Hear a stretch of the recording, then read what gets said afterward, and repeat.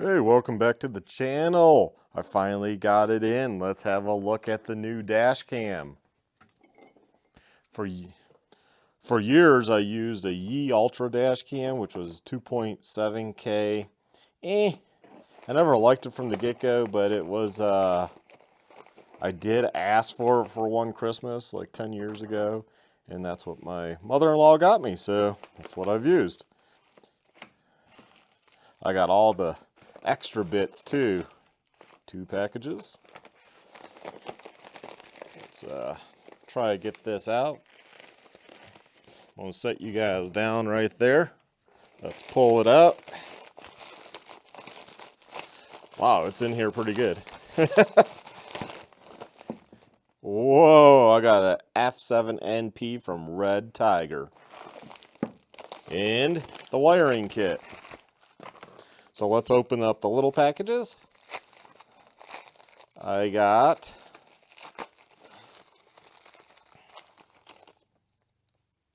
okay, that's weird. The GPS mount, sticker mount. So I figured that's a good way, or that's a good thing to have. I don't know what those are, just to protect it, I guess, in here. And open up this package. And, ooh, nice little tin.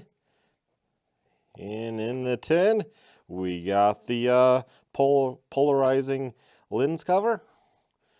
They had like a 30% sale or something, so on everything. So this came to $200 or just shy of $200, but that is the hardware kit. Let's have a look at that real quick because I'm really interested in that.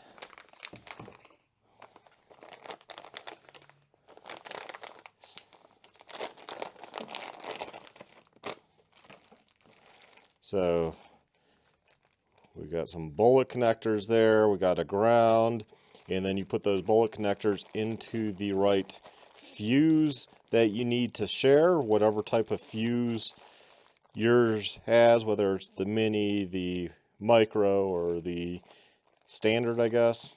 I forget exactly all of them, but that's the gist of it. So you get all that. That plugs to the camera. That goes down. That's going to be grounded. Find a screw by the fuse box, and then you plug these in, and then you have your fuse. Looks like even more adapters. So I got 2 adapter kits, I don't know. And I got a trim removal. So that's pretty cool. Somebody, I guess, was showing a generic one or something where, oh, you can get these separate. Nah, man, buy the RedTiger ones. Because you get everything. It's USB-C for powering the camera. I showed you the polarizing lens cover. It's cool. It comes in a little tin. And then the GPS mount because, well, why not? Like I said, it was a sale, so getting each part was not that pricey. Let's go ahead and open up the box here. And yeah, this is just an unboxing video. There's so many of them, so I understand if you skip this, but hey, if you're a subscriber on my channel and you're looking for a dash cam, maybe you'll watch my video instead. And set you all back down again. And I'm gonna try to open it. Oh, there we go. Come on, slide open. Ta-da! And no, I'm not gonna get all giddy and be like, oh my God, oh, it's boxed so well. All these companies box their stuff really well. What's in here? Looks like an envelope with instructions. Again, more of that, I guess, protective. I don't know what that is. It's weird. It was in the other thing too. But anyways, manual was in that. Okay. A suction cup mount, which I know suction cup mounts never stay on. Hence why I didn't want to go that route. And I wanted the sticky mount. And that has GPS too. So they both would have had GPS. That I was unsure of. So I just bought it. Here's the camera. Ta-da! Protective cover on it. Oh yeah. I'm just going to leave it on for now until I mount it up. And Looks like protective. Oh, that's the camera lens, protective cover. And let's see how the polarizing lens goes on. Okay, so that side has a square. So it's going to go on, well, if you want to be anal, you put the RedTiger at the bottom. It just goes on like that. But for now, I will put that back in the little case. So we get everything mounted. It comes with like a little cleaning cloth. It's a one-time use cleaning cloth. Probably just while you're mounting it, you're going to get fingerprints. They know that. You're probably never going to use that tin again. And yeah, so that is going to fit into this mount. It slides. So I'm coming, there's the lens side. Here's the sticky side of this, and you're just gonna push it in like that. That's how that's gonna go in. My E Ultra dash cam has been having issues. I didn't have it plugged in for my wreck I just had. Luckily, the other guy provided his dash cam footage, which showed he was in the wrong. So I got good news yesterday. He's at fault. He even admitted to changing lanes into the intersection. What a moron. But anyways, here we have the RedTiger. I went with them mainly because of the price, and the reviews seem pretty good, and anything has to be better with than what I'm running right now. And plus this has a camera for lens for the back. So let's keep going here. Where is that? That's the cigarette lighter adapter. I won't need that. Well, I'll need it for testing, but outside of that, I won't need it.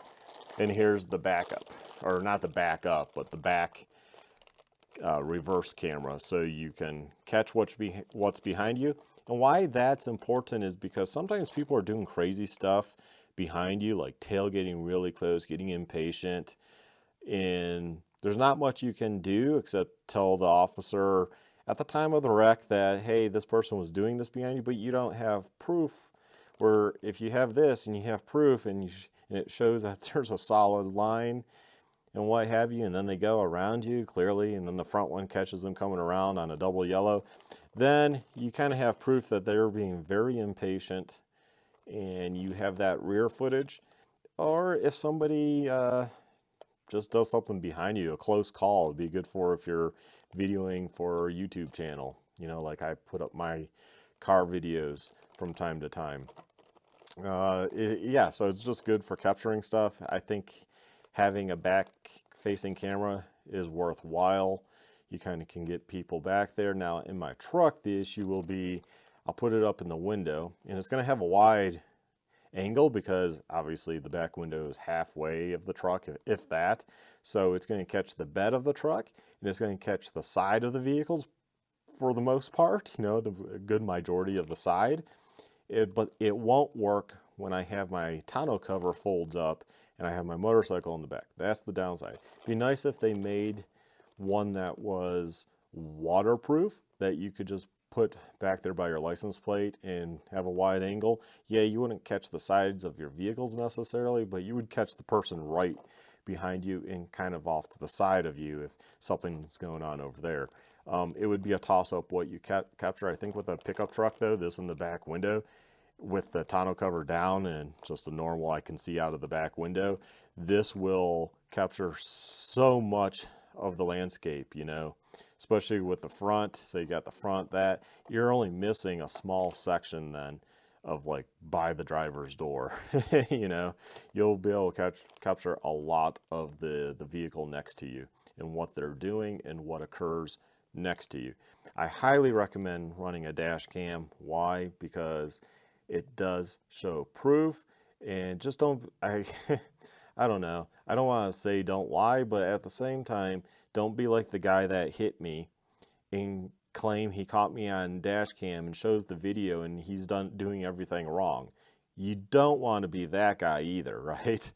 And yeah, I really wish my dash cam was working at the time because it was crazy, and I would have loved to have, that would have been a great video. That would have been a lot of views because it was a real accident, you know, hitting both of the sides of his vehicle.